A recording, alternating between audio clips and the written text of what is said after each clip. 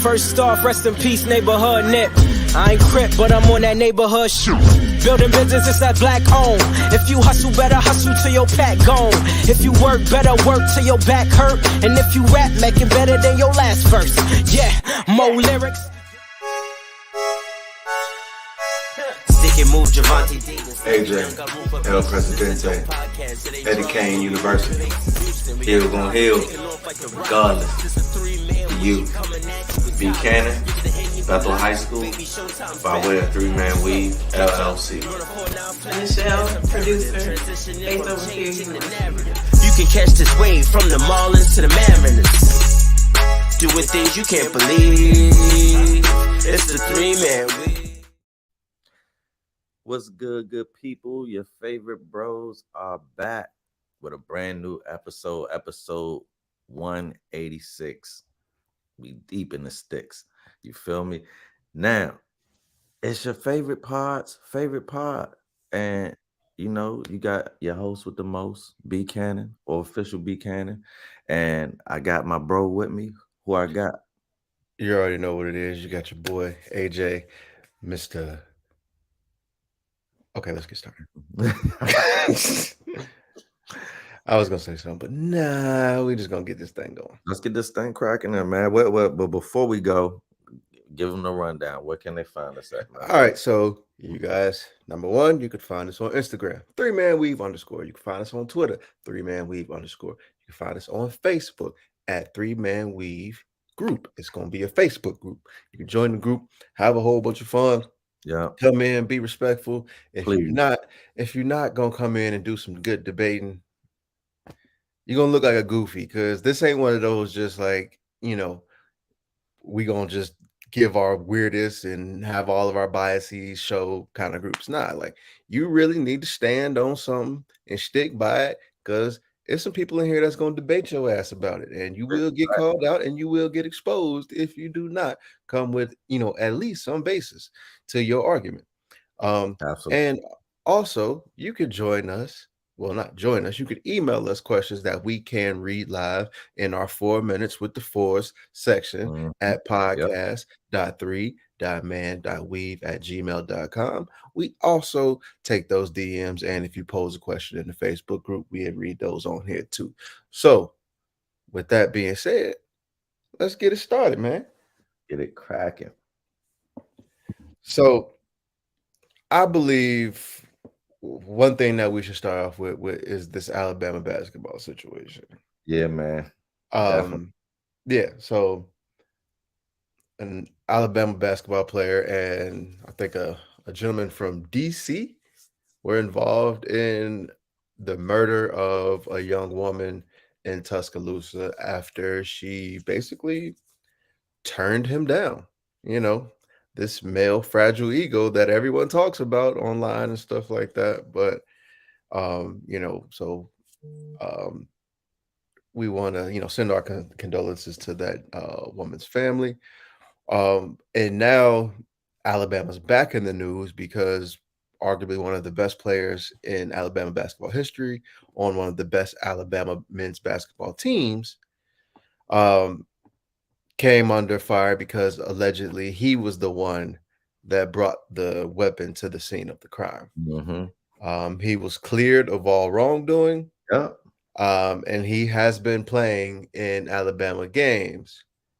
And recently he has been coming under fire specifically from former NFL linebacker LeVar Arrington, who basically has said their pregame intro where a player pats him down pretty much to see, hey, do you have a firearm on you? Is tasteless, and he should be removed from the team. The coach, you know, has a lack of institutional control because he hasn't kicked those players off of the team, and he allowed that to happen. So what say you, Ken? Well, let me say first, I agree with one thing that LeVar Arrington said, that it was Bush League. And that's just coming from me. I also am a realist. And after I said it was Bush League, was willing to put myself in the shoes of someone who was about to be charged with murder that's been vindicated. Pat me down, frisk me too, man. And you know what? That's why the only thing I can say about it is it's tasteless, because someone did lose their life. But that's all you can say about it. Let me tell you, I work professional at college games. I work as a professional at college games. And one thing I can tell you, that coaches are not worried about the pregame celebrations that the players do. They're not even worrying about that. They're worrying about getting all the information to the table that has to be submitted prior to the game starting, making sure that all that information is correct. They're going over strategy, last minute injuries, making sure that all of their players got everything they need to be. The player celebration and the intros is the furthest thing from a coach's mind. That's number one. So for him saying that the coach should have known about that's false, bro. Like, any coach is gonna find out after the fact when he look at the tape. Like, that's what you did. Come on now. And what I would have said as a coach is, let's not ever do anything with weapons again. Period. And it's a learning moment, and let's move on from it. But I also got to understand, this man was just vindicated. Like, you know what, people, hey man, if your life was about to be taken away from you, but you got it back, you deserve a little bit of celebration. But the one thing that he said, where he took it too far, was said him and the guy that did the frisk with him should have been dismissed from the team. I'm like, oh, come on. Like, I'm really sick of cancel culture. Like, this is supposed to be America, the land of opportunity, right? And of second chances. And if a college student can't make a mistake that didn't harm anybody and bounce back from it, what the hell are we doing, man? Right. And I think for me, Alabama has kind of shown that they're pretty much what side they're going to like be on. They're going to be on the side of their player. So I believe it was what was Darius Miles. He was removed from the team immediately. But upon this, Brandon Miller, he stayed on the team, and they allowed him to continue to play. He hasn't missed any time at all. And so I think you kind of see the stand that they're taking with Brandon Miller in this. The optics, you can kind of say, if Brandon Miller was a lesser player, he may have faced stricter consequences. But what's your favorite line? If you're nice, they make sure that you're eligible. So, that's the thing there. And so I think with Brandon Miller, they are showing that, you are, going to, not necessarily get special privileges. Hold on, we got a guest. Come here. Come here. Never mind, he's not paying me attention. But so I think that with Brandon Miller and this situation, I believe strictly Alabama's taking his side, not taking his side, but they're like, look, he was cleared of all wrongdoing. With him being cleared of all wrongdoing, he's eligible to play. So with him being eligible to play, he's gonna play. And that's what it comes down to. And as far as the pat down comes, is it was an extreme poor taste. Yeah. Allegedly, they've been doing this all season long. But because of this, the situation that happened, now it's in the national spotlight. Yeah. And I think a 19-year-old isn't going to be thinking about how it can be portrayed from other people, how it may affect other people, how him being on the court may affect Jamia's family. Yeah. Because although you weren't the trigger man, you weren't the one who killed her, there is a thing that's called accessory to a crime. Yeah. And with you being under investigation of contributing the murder weapon, her family may believe, like, if he didn't show up, this would never have happened. And if he wasn't who he was, maybe we would have gotten widespread justice, and all parties involved may have been, held accountable. But yet we're in Tuscaloosa. We have to see this man's face everywhere because he's the best basketball player on the best Alabama basketball team that we've probably ever had. Yeah. And well, so at least hang on time. Yeah, and then to see that it's just kind of apathetic to those people. But once again, he's 19, and so this is kind of where you have And to. once again, like that. Now, I don't want people to think that I don't have empathy, right? But do I have to be apathetic if I am absolved of any wrongdoing in the situation? Right, and so what I'm saying is I'm just not no, necessarily. I'm not saying Yeah, that you're wrong. I'm just putting it out there, like, because we're expecting that of this person, but it's like, one, he's 19, like, to your point, and it's like, dang, like, I wasn't even thinking about that. It is messed up what happened, but it's like, right. that's not me. Yeah, and so at the end of the day, I just think, although I understand the coach, he may not be aware of what goes on in pregame intros, but Hmm. there has to be an adult in the room who may have seen some of these introductions going on throughout the season, and at least try and say, "Hey, nah, let's not do that," or just out of being a human being, say, "Hey, this was done in poor taste." You know, we as an institution, Hmm. we really care about the value of life and we don't condone this. And I don't even think that Brandon Miller per se has to come out and say this, Yeah. because this is still an open case. This is still an open investigation. So He needs to just be quiet. you don't want him to necessarily come out and say anything. But as an institution, I believe someone at least on his behalf should say something. Hmm. I agree with that. So Hill ain't here, man. Well, before we go, we want to just say condolences to Jamia Janae Harris and her Absolutely. family, friends, and all who care about her. We want to give you our condolences. Um, yeah. So 2023, it's been rough trying to get all three of us to show up. You know what I mean? It's just like, we life be life in Yeah, at certain points in times, but with yeah. that, we will try and do all we can to get everybody here together. We But can make it happen, man. yeah, but Jay Peasy, one of Hill's boys, he got in the ring. He got in the ring. Yeah, man. Got It took thumped a, off. it took an L, man. He took an Yeah, L. But first off, I just want to say that's the Bomani curse. Like, hey, bro, you was talking trash to somebody who wasn't even trying to clown you, and it yeah, came true. All he asked is, with the platform you building, what's gonna happen if you lose? yeah. He tried a nanny bull, nanny Yeah, boo boo, and and then it backfired. So, but it's like eventually we knew this. And here's the yeah, thing, right? It's sad, but Tyson Fury is the best boxer that you fought. Tommy Yeah, what did I say, Tyson? Tyson, yeah, uh, but yeah, Tommy Fury, he's the best boxer that you fought, and he's on none of our lists, bro.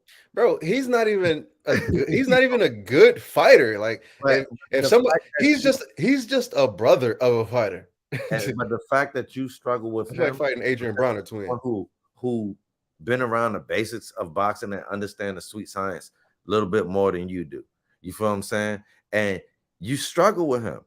And you got some good shots off too. But just imagine if some of these names that you really called out, if they truly let some of these people, like if they let some of these people just come out that you're calling out and just really, you might be hurt, bro, in a hospital somewhere. Because Like, didn't he call out Canelo? he called out Canelo, bro. And the one thing is, you're just strong. Like, you're strong, got the physique, you look the part, and you're funny. But you got a lot of work to do on your boxing skills, bro. And the thing about boxing is, it's one of those things where it's minutes long. Like, regardless of your natural given talent, someone with more minutes logged can beat you. You feel what I'm saying? Just because of Right. the dedication to the sport. So it's like, you can't YouTube your way to the top with this.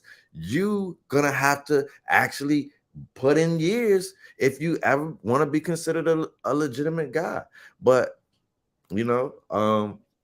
I what you think think I about think it? I think that's where he messed up.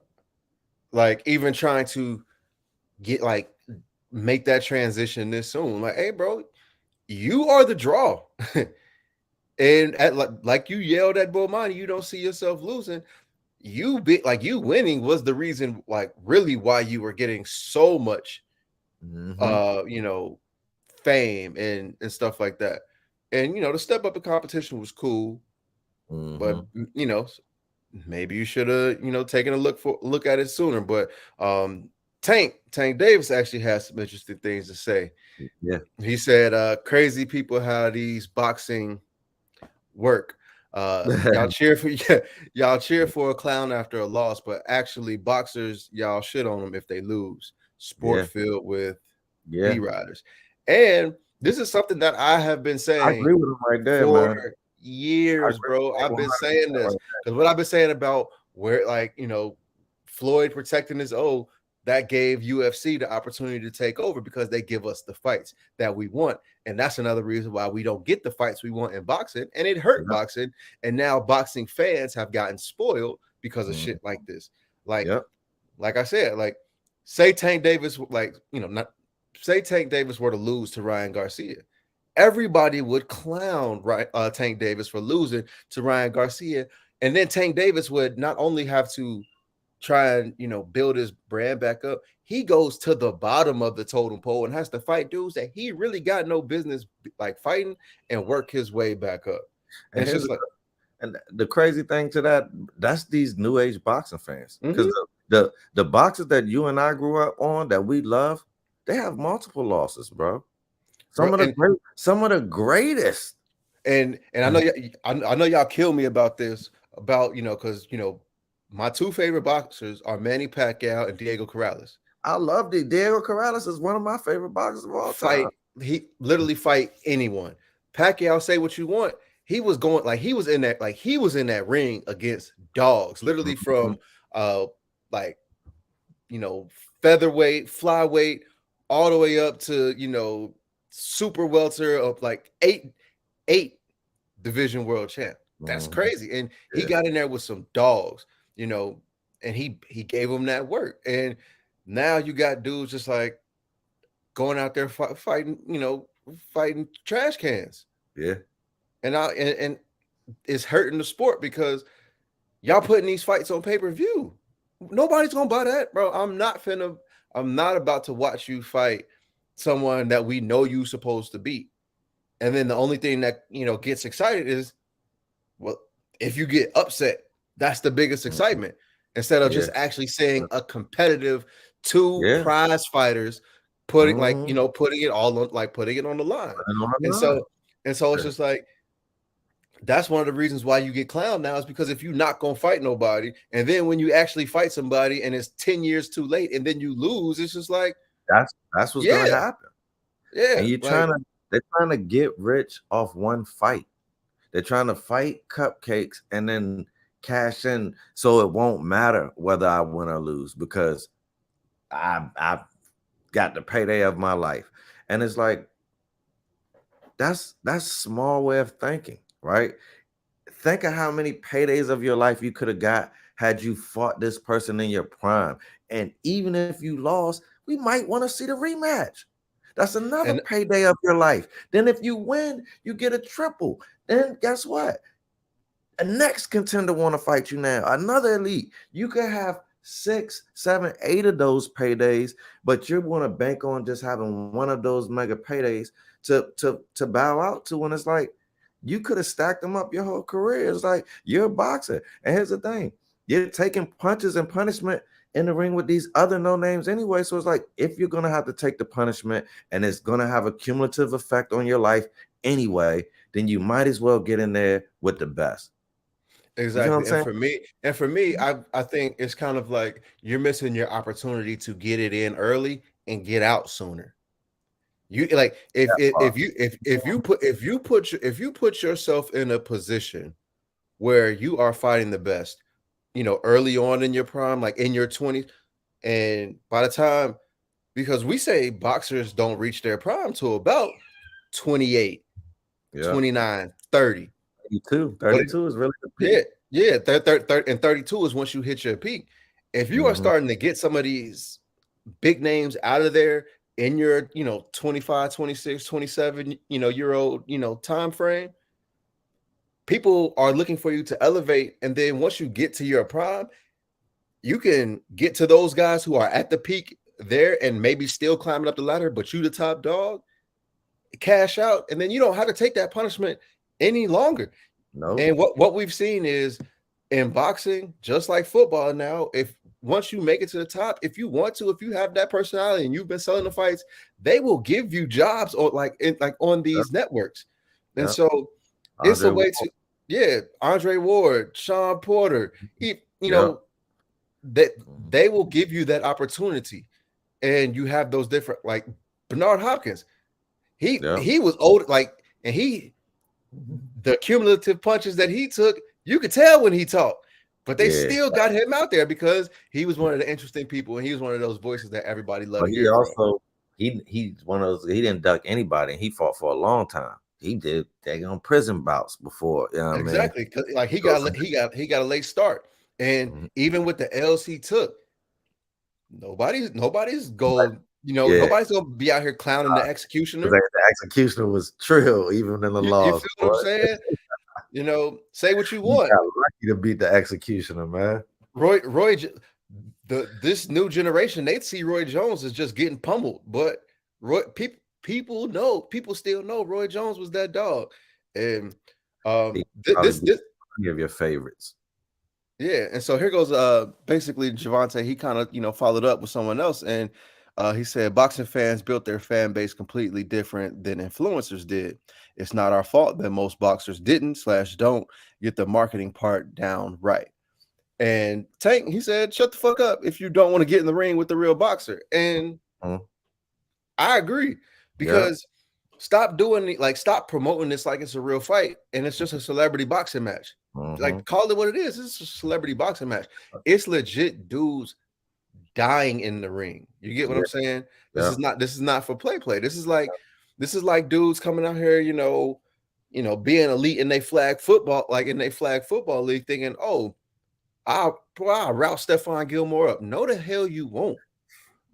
And there's plenty of guys that Jake Paul has passed over just looking for those Tyrone Woodleys. You feel what I'm saying? So it's like there are guys that have 7 or 8 fights, but they had 50 amateur fights and they're real professionals. And there's like they would take a fight because they would love to have a good payday early. And you wouldn't dare fight one of these guys because you know that these guys are coming to really put you on that canvas. So it's like, bro, and those guys, there are a lot of guys that we don't even know their names yet. You see what I'm saying? Yeah. And he's bypassing all legitimate boxers on purpose. And so I get 100% where Tank is coming from. And I don't like, we said this years ago on this very podcast. We talked about this when it was first happening. And I never liked it. Some people were saying, it's good for the sport. And it's good entertainment. Just celebrity, it's not good. Was good entertainment, but it's not, everything is not sport. Like Jay Peasy just pummeling someone who can't box ain't sport, bro. That's just entertainment, bro. And that's my thing, is when people said this is good for boxing, it's bringing eyes to boxing, he's trying to get boxers paid, blah, blah, blah, blah, blah. This is not good for boxing, because guess what? This is not boxing. This is not bringing new people to boxing. People aren't coming to see like, oh, shoot, well, Errol Spence is about to fight. Let me see who he's about to fight. This is not doing that. This is like, hey, I'm a fan of this dude's YouTube channel. Let's see if he can beat some boxers. Yeah. So you're just tuning in for the show. You're not won't be there once he's gone. It's like exactly. It's fake fan. It's almost like it like when people have those fake pages or whatever. It's like, bro, like, yeah, you could put out a post out there and they can have 1 million likes, but when the smoke settles, bro, they're bots. You know what I mean? Exactly. And people really truly just don't show respect to the grind. And I'm not saying he has to, because hey, he found him a way to make some money. So it's a win for you. But my thing is, it should have put a fire under real boxer promoters to start putting better product out there. And Eddie Hearns has been trying to do that, man. But it's and like they need to find a way for boxing promoters to, because the only way that this is really going to happen is if they can find a way that these promoters can make this money work. They need a league, bro. I've said it for years, and they can That have. that's the only way. Like you can have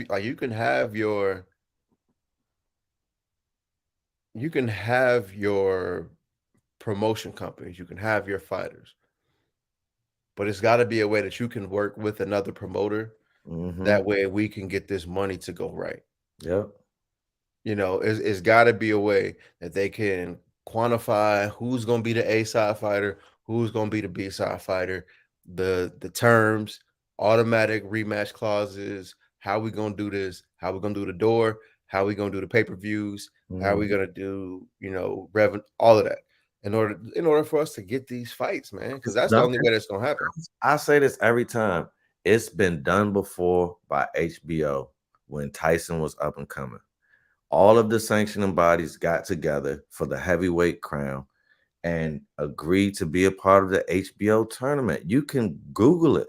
Yeah. That's how Tyson became. That's how he acquired all the belts. And back then, this was the 3 era. It was the 3 era belt, 3 belt era. But he acquired all the belts through a tournament where everybody who was contenders and champions had to get onto almost like a college basketball thing. You feel me? Like a tournament. And right. It led down to Tyson coming, and it's a true champion. And you don't got to do that every year, but when you do that, when they become, you know what happened? There was 3 belts and they were dodging each other. So they just said, let's do a unification tournament. And that's another problem about that, is because now these sanctioning bodies, they don't want to, like, they want who has their belt to fight these like, you know, and I think these promotion companies are in bed with the sanctioning bodies because you can start to see that, hey, these fighters have this, like the WBO belts. These fighters have the WBC belts. Guess who's going to be the number one contender for the WBC belt? And it's just like, we're not getting the belts are also a scapegoat, because now it's allowing people to not give us the fights that they want, because they say, oh, well, mandatory. I got a mandatory. Like I got the WBO and the WBA, but you know, in order to get the WBC, I got to fight this person. But if I fight that person, I'm gonna lose the WBO belt because this person is my mandatory. And so it is really hard for us to get those, you know, unification belts. And some people are only going for one certain thing because they feel like, oh, I can get in the ring with this dude and get that belt, and then I'll be a title holder. Exactly. And then once you get that, you know, you feel like once people feel like they get the title belt, they're like, oh, I'm the A side. No, you're not, bro. You're still not the A side, because nobody's ever even heard of you. And they, like, even there's some dudes that's there, they don't even have a belt because they've had to vacate the belts to actually give us a fight that we wanted to see. And then so the WBC belt holder come in like, oh, I'm the A side fighter. You want my belt? If you own a vacated belt, you should never ever think that you're the A side. I don't give a damn if you was knocking everybody out on the way up. You didn't knock out a champ, so you are not the A side yet. So, and that's another reason. That's another reason it take me to kind of like all the other stuff where people start to put too much weight on the championship instead of just actually what was your journey. Yeah, you know what I mean? Because it's like, yeah, I may not have a championship, but I took this team and beat these teams on the way, and then the person that is in y'all championship conversation, he had a better team than me, and it was me, because you look at Barkley losing to Jordan. Yeah, Barkley carried that team. You get what I'm saying? He had a lot of help, man. Cause that's your team, bro. Come on now. Yeah, he had help, but Barkley, man, he was the I ain't gonna front. He was basically the Michael Jordan of that team. He was as close during that time. I watched every game of that series. He was as close to Jordan that you could be for the Bro, Suns that time. he was going But crazy. KJ emerged as, bro. KJ almost took us off. Like, we was not prepared for him, bro. Right. But KJ wasn't Scottie Pippen though. You know what He I was mean? not Scottie Pippen. He couldn't play. His defense wasn't like that, but he can get into them passing lane. He was like a little, Yeah. but Listen, Dan yeah. Marley, and it was also crushing us, bro. Yeah. And Danny Ainge, man. Yeah. Speaking of basketball, and we go, jump into this real quick. We're gonna hop into our new segment, 4 minutes with the four. So, to y'all that's here, we got a question from a supporter. So stay tuned.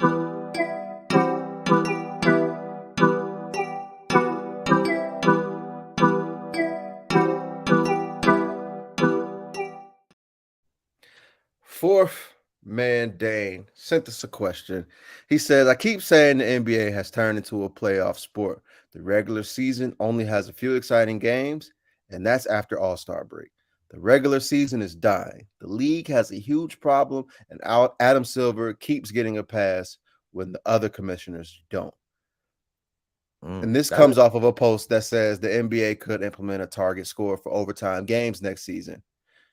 That's a very well put together post. Yeah. Man. Yeah, definitely kudos to Dane. And this is actually something that I kind of broached in last week's episode when I was talking about load management. When half the teams in the league, like over half the teams in the league, have a chance at the playoffs, your regular season games do not matter as much. Because even before the play-in game, what everybody say? Hey, season don't start till Christmas. Well, y'all start playing games in October. That's a problem. You get what I'm saying? Just start in December. That's my thing.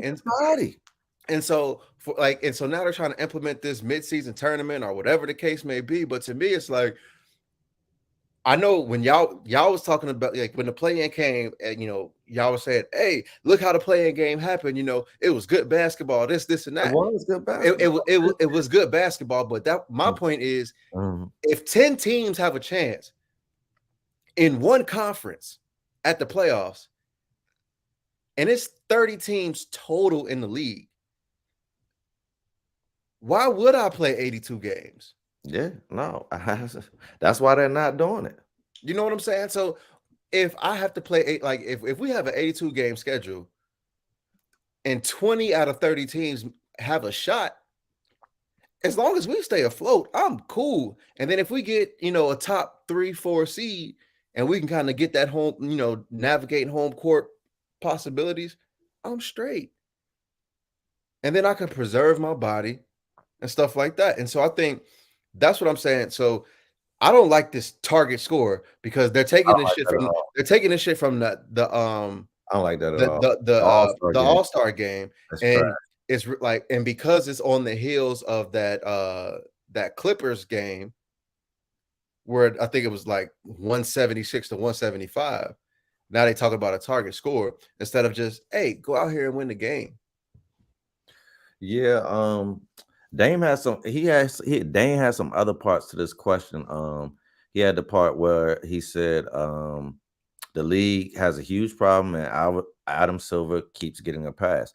I don't think he's getting a pass. First of all, since Adam Silver has been in, he's navigated the league through a lot of tumultuous situations.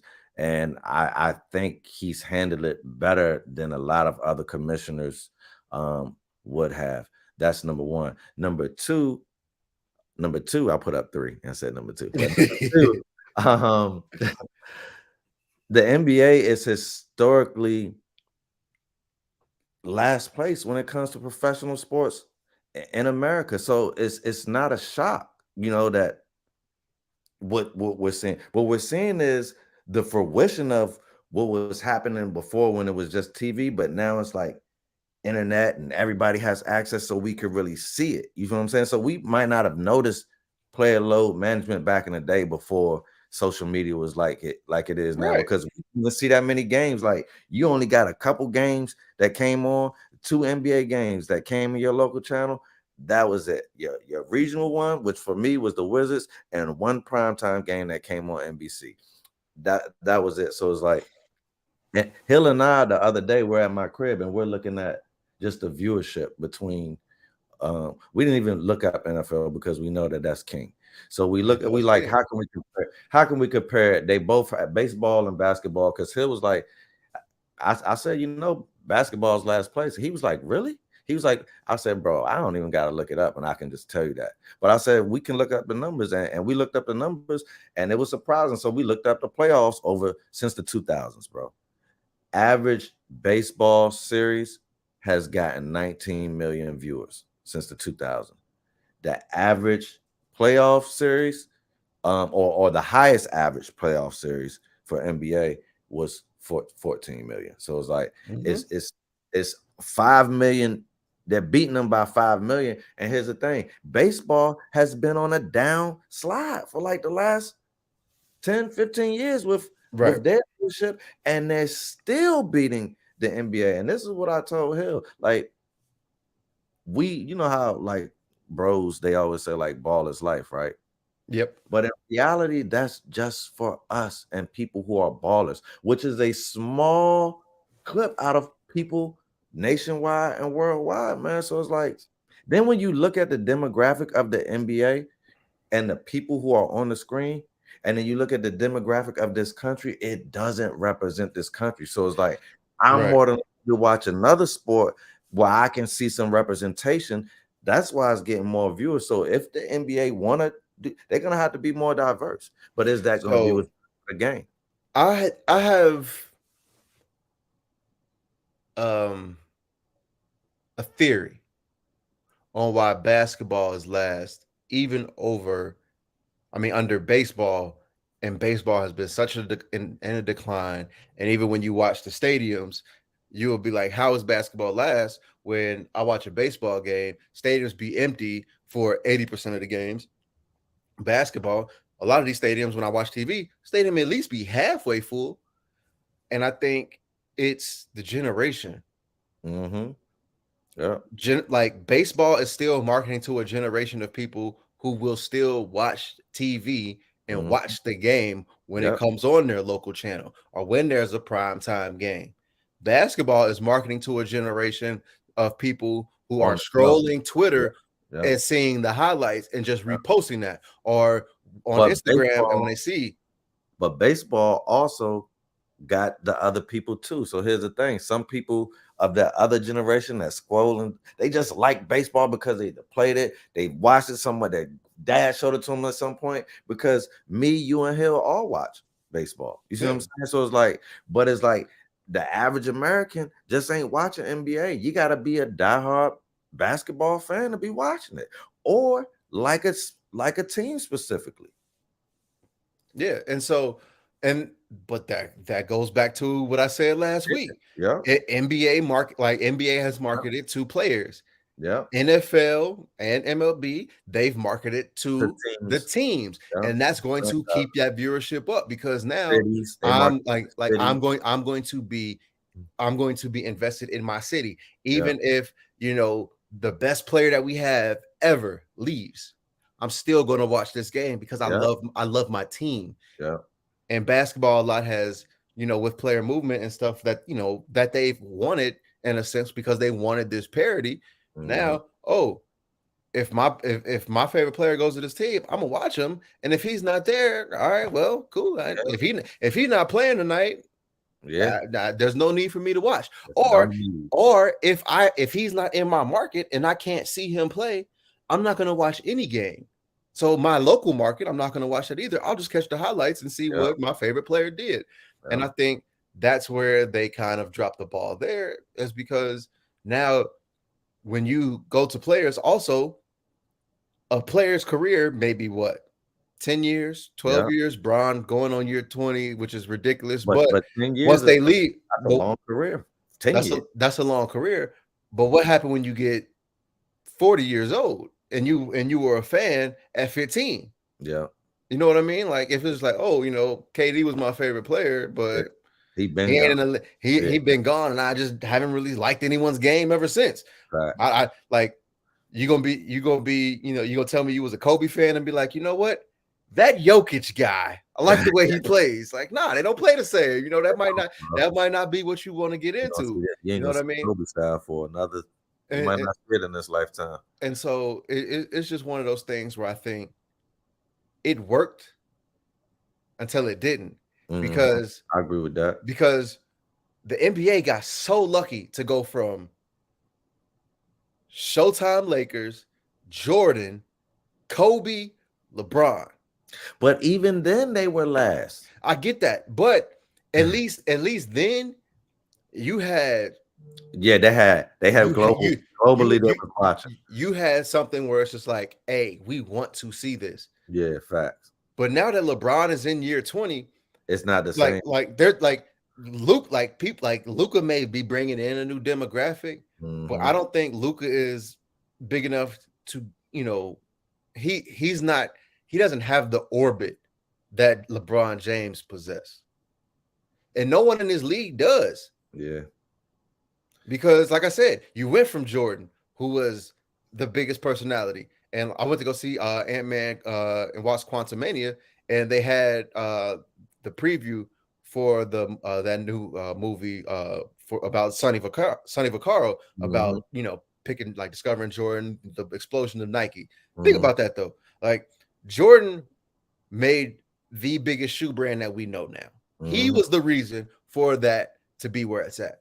Yeah, Had that, and a legit transition directly into Kobe Bryant, who people said, "Oh, he plays exactly like Jordan." Yeah, we got that.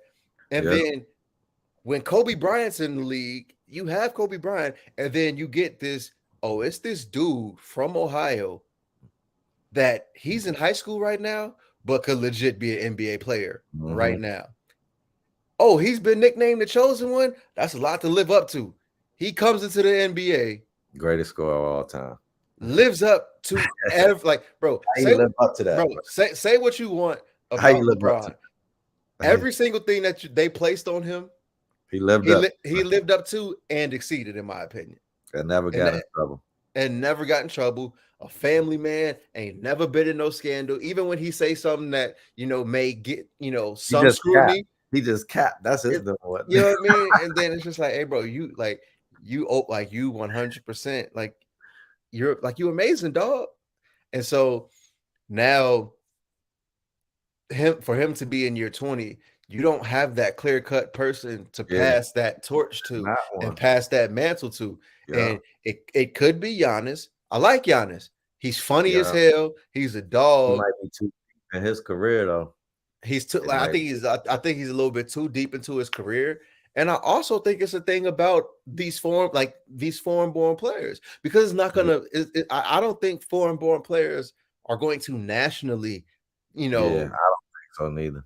You know, grasp the nation. They won't captivate us. Like, we like Giannis, we like Luca, but it doesn't give us that sense of, oh, that someone comes from this neighborhood like me. You know what I mean? Like, you know, I don't think that story can captivate us. I don't think that's something that people can relate to. And so I think that's another thing that the NBA did by, you know, trying to make it a global game. Cool. You made it a global game. Good job. You're getting all these global players, but your viewership is not helping you. But you know what? But you made me think. Now that I think about what the NBA has done, maybe it's going to take time, because what they've done is plant grassroots, and maybe we ain't seen them yet, because basketball is global. Like, there's people training by themselves in Africa. You feel me? There's kids playing it in the Philippines. It is everywhere now. So imagine when these kids, especially like with Steph Curry and the evolution of shooting, and just imagine when these kids become adults and they're the majority now. We may start to see a shift of what's the most popular sport, not globally, but at least in America within the next 15 years. But what I will say is baseball, they putting up a fight and they ain't going out without swinging. So I like this. Where guy Ross says. He said we have to be able to actually see them coming up in our neighborhoods and these places we've been. It just hits different when these guys are from here, No. and that's actually another thing that like I agree with Kobe on. Like AAU ruined basketball. Yeah. Just think about when these dudes were coming up and these high school games were on, and you could see the high schools and players from these cities. Yeah, you repped your hood. You rep where you was from, and Mhm. then when you see them get in college and in the NBA, even if I'm from Cincinnati, you know, I seen LeBron play St. Vincent St. Mary. I seen him play, Trotwood Mason. I've Mhm. seen him play these teams in Ohio, and so when he gets to the league, I'm following him. Yeah. If you're not following like ESPN, hardcore, or you following, some basketball reporters and they say, hey, this guy from Europe is supposed to be the You next went. best thing, you wouldn't know him. And then it's a possibility that they could draft him and they don't even come over here to play immediately. You know Yeah. what I mean? And so it's That just be happening like, all the time. so you start to lose that, that continuation of this person's career and wanting to follow them too, to watch these other games that you aren't a fan of. And I think that's a problem too, because that's another thing that the NFL does so great. The NFL has gotten people like, how much I hate Thursday night football games. It's some of the worst. It's some of the worst football ever. It's scripted. That's how they've done it, bro. But I'm a Bengals fan. I don't care. Like if the Jaguars and like the Texans was playing on the Thursday And, night, and some of them games was hitting. well, fuck it. I'm gonna watch the Jaguars and Texas. But you know why You know what I people mean? because the NFL, and to your point, they understood their product, bro. So here's the thing. You kind of oversaturated. There's 82 regular season games for the NBA. There's what is it, 17 regular season games now Mm-hmm. for Yep. NFL team. So it's like, bro, by week 4 or 5, you start saying to yourself, I only got 2 months of football left. Like, I gotta get this Thursday night game because there's not many in each year, and there's such a long drought. There's a long drought because basketball and baseball seasons are so long. There's not that it's not that long between. Plus, we get football in between there, so it's like, all right, we're good. But it's like that football drought. You like, bruh, from February to September. Nah, bro. So I gotta watch Thursday night games, and that's a kudos to how the NFL has marketed to us. Like, bro, they've the way they market Monday night football and Sunday night football is like you need to drop whatever you're doing. Like the commercials come on, people they running to get there on time. They, you know what I mean, got chips and beer. So it's like you like, bro, I gotta stop whatever I'm doing to see this game. And it's like NBA haven't been marketed to us like that because when their games come on, it's a lot of weekday games because they have so many games, and it's like, bro, your favorite player might not even be playing, bro. This is far from the thing, but RG3 should have never been out there. But that's the mentality of a football player. Football players don't know about no load management. You see what I'm saying? They And tried to go back in with a concussion. So and that's the difference. But basketball players like, look, bro, I'm out of here, man. so the perfect thing about that also is even with them adding another game, it's still those 17 weeks feels like it matters. Every game matters, bro. Every week. Because with it being like only 17 weeks, your margin for error is very slim. Very slim. You know what I mean? So it's a difference between being, I guess, 10-7 versus 9-8. That like even with even when they added the extra playoff team and then took like stuff like and took away that bye week, I feel like some teams felt like if they can get ahead and grab a lead early, they can stop showing as much later on down the line. But it still matters. You still need to win this game because, like I said, early in the season when we lost that game to the Steelers, I was like, "Hey, bro, this can bite you in the ass. You lose, like you start the season off 0-2. This could bite you in the ass because Yeah, you was how pissed off. how tough your schedule got later on in the season when it was like you couldn't tell, back then, but it was like having Baltimore Buccaneers, Buffalo Bills, Kansas City Chiefs, and then the Ravens again to end the season. You can't just be giving up games because you need those later on in the season. You know what I mean? And Yeah. so that's just different. In basketball, you can't, bro. It's 82 of these. Yeah. Like, if It's it, just everywhere. you know what I Your mean? So it's just mentality is like, like I'll eventually catch them. And we've been programmed to say like I honestly I watch my team. I don't watch a lot of NBA until after, unless it's my team. That's yeah. it. Because it's my And team, I want to tune in. But the rest, I'm watching highlights because I'm focused on the NFL when it's NFL season because it's the shortest season. yeah, and it all matters. And they Yeah. give you all, like, they give you the bulk of their games on one day, Mm-hmm. and then you get a couple other games, and those are prime time games. Yeah. And so, but to And kind they of, give you a script and they bring their games down to the wire, bro. Like, come they on. all be interesting, but yeah, and so truly, really and truly, like, like if you actually look at the point differential, regardless of how good a team is playing and how bad a team is, usually the point differential is usually a touchdown.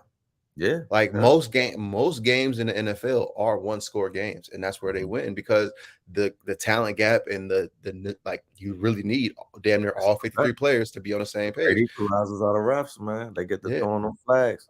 but Things are changing real quick. but this conversation actually takes me into this next topic that I want to talk about. Some of the new baseball rules. And that's why And I said so, baseball ain't going down without a swing because they about to start marketing to the newer generation for you yeah. right here, PJ. And so, some of these new rules, here's what the fans said. They want better pace of play, more balls in play, and action on the bases. So here's some of the new rules we'll be seeing. I like these rules, man. The pitch timer, uh, which leads to less waiting, more action, and you'll see 15 seconds with the bases empty, 20 with runners on. Violations are automatic ball or strike. Shift restrictions, more hits, athleticism, two fielders on each side of each second base. Infielders need to have both feet on the dirt at pitch release. Bigger Mm-hmm. bases, yeah. Okay, so bases go from 15 to 18, and with larger bases, reduced in injuries in the minors. Okay, all right. You like these rules, so Yeah. go ahead. I like them because one, for years, and we said it, like baseball has been on a downtrodden, even though they're still over the NBA. And it's because these games have been so long and drawn out. And this is a YouTube generation. And you just said that they weren't marketing to them. And so here's their attempt to. And here's what I like, right? It Mhm. is going to be tougher for pitchers to go pitch whole games or pitch 7 innings, whatever you want your pitcher to do. I like aces, right? I like to see people pitch a whole game or a complete game. That's rare in today's game. But even the 7th, that's going to be tough now with you firing your arm back to back like that. But I also like how it's a double-edged sword. This just doesn't affect defense. This also affects the batters, bro. I've seen people get that already. That three up, Yeah, three down happened so quick. What happened? The inning is over. You know what I'm saying? The inning is over. And we're going to see baseball games go by quick, which is going to be more entertaining for us. Also, when your pitcher get caught, like when your pitcher is hurting now, you get caught. Them people coming up the bat, they're gonna be up the bat quick. He ain't gonna have a lot of time to think about it. Ain't gonna have a lot of time to figure out how to get out of this jam. Gonna have to throw the high heat, and Judge is gonna be waiting on it. So it's like I like that it is creating a bigger play for fans. Now baseball is a strategic game. Even when I yeah, play on the show, I gotta think about so much before the play happens. I gotta be like, all right, these are where my runners at. This is how many outs we got. This is how many strikes we got. If this happens, I'm doing this. This happened. Everybody gets shorter time to think. So it's like now it's going to lead to forced errors in the field. Watch. And that's why I like these rules, because I feel like they impact the whole game, from management strategies to actually base running strategies, how you try to get hits and get on base, how you pitch, and how you defend in the field. So I like the rules now. Some of these other rules, like the bigger bases, I could do without. I do like the 2 feet need to be on. If the timing is going to be like this for the pitcher, I feel like the 2 feet need to be on the dirt. Is fair. What you think? So I absolutely hate the shift rule. I hate the shift rule. Mm-hmm. All of it. 2 feet needing to be on the dirt. Two, players need to be on each side of the base. I hate it because to me, yes, I understand you're trying to, promote scoring and stuff like Mm-hmm. that. But what about the actual game of baseball? Like, because what you're trying to do now is take away. So, like, if people are shifting, learn how to hit opposite field. You know what I mean? Learn how to not just be a pull hitter and where you only know how to strike out or hit home runs.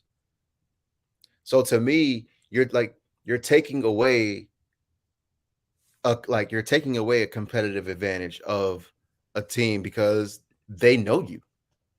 Like, just because, like, hey, if we pitch him outside, he does not know how to just go with the pitch and take it to right field. He's gonna try and pull it, and he's gonna ground out to the shortstop every single time.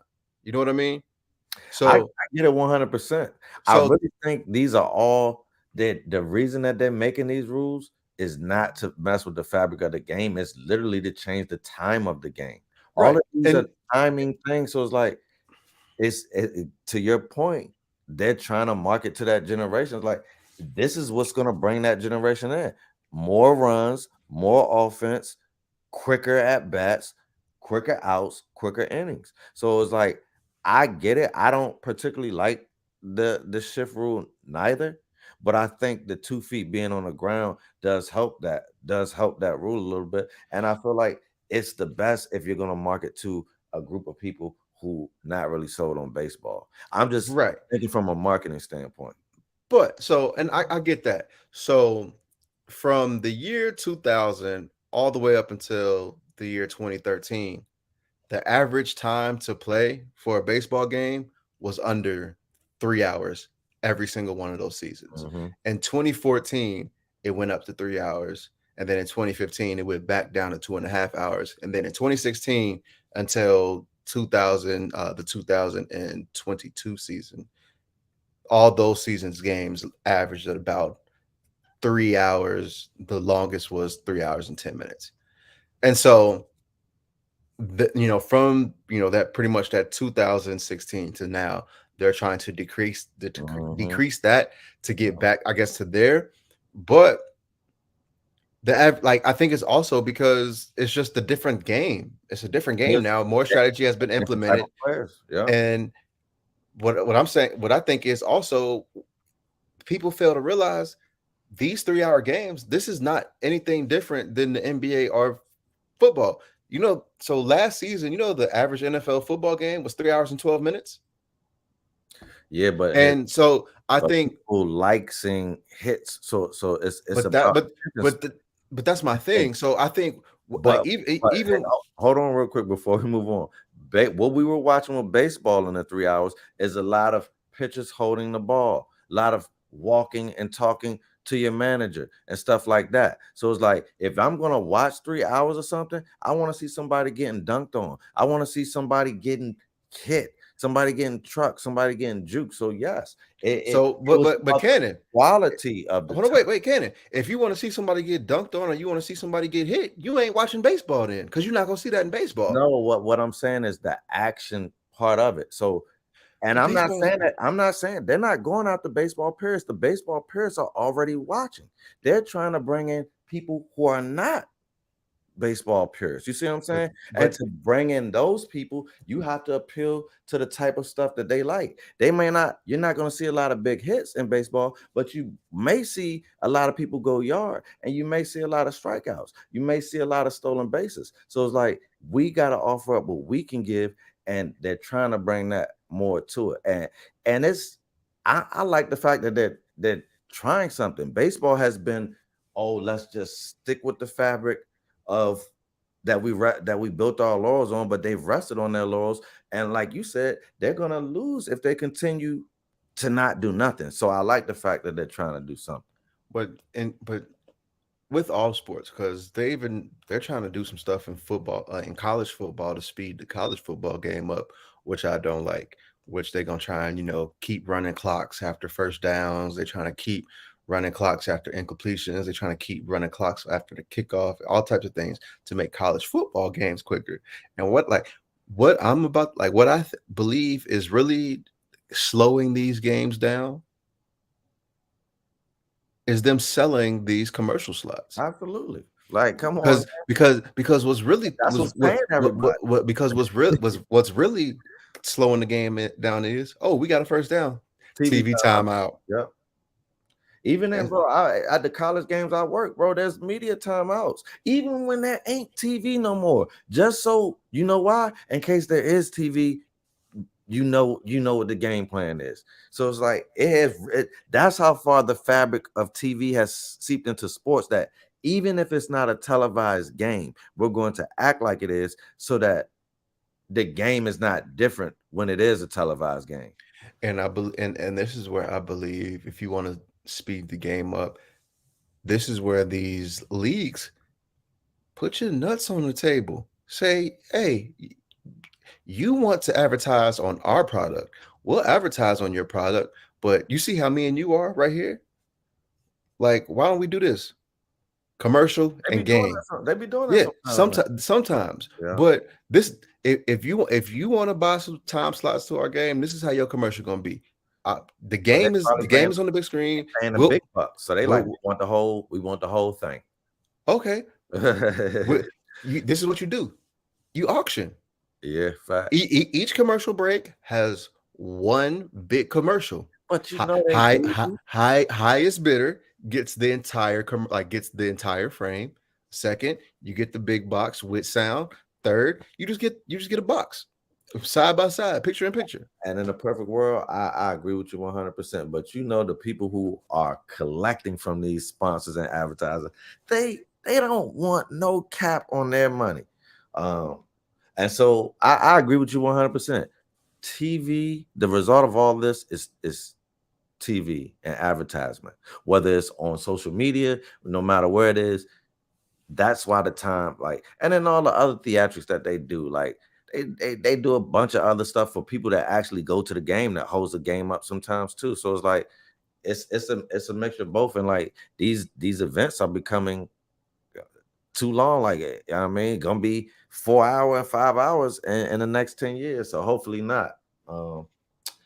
But I want to see what a whole season of this looks like, and I also want to see what role does this play in pitching injuries. Because pitchers having to fire that thing up. That's the one thing that I am skeptical about, is my pitcher having to fire that thing up back to back.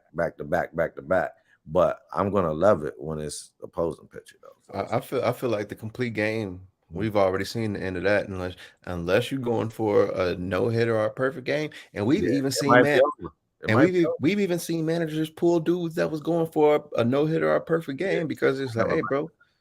Yeah, so it's just like, I think I'm with you. I think, that we're gonna see the end of a lot of complete games. We're gonna see a lot of pitchers, like 7 innings was a stretch these last couple of years. So it might be a lot to see a dude go 7 innings, and then depending on how pitchers' arms go, we might see roster expansion. Yeah, we might.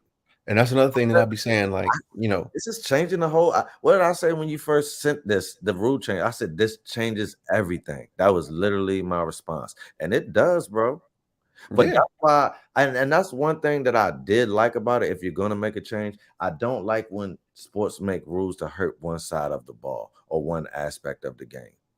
Yeah, and that's another thing that's been my gripe with football, is everything has been so offense centric that it's so hard to play defense. And that goes back to my point of, me saying, The defense wins championship mantra is kind of out the window now.